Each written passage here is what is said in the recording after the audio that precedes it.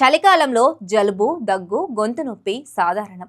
మందులు వేసుకోకుండా ఇంట్లో ఉండే పదార్థాలతో త్వరగా ఉపశమనం పొందవచ్చు. ఆయుర్వేదం సూచించే ఈ సులభమైన నివారణలు చూడండి. జీలకర్ర మరియు ఉప్పు నీటితో పుకిలించడం. ఒక గ్లాసు నీటిలో 1 టీ స్పూన్ జీలకర్ర, అర టీ స్పూన్ ఉప్పు వేసి 5 నిమిషాలు మరిగించండి.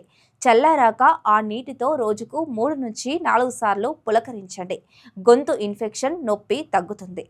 తేనె తీసుకోవడం.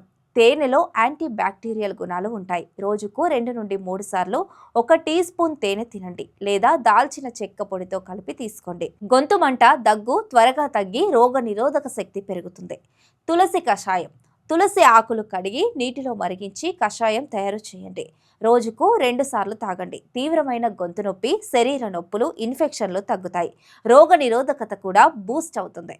ఈ చిట్కాలు సహజమైనవి, సైడ్ ఎఫెక్ట్స్ లేవు. కానీ సమస్య తీవ్రంగా ఉంటే డాక్టర్ను సంప్రదించండి. ఇంట్లోనే ట్రై చేసి ఆరోగ్యంగా ఉండండి.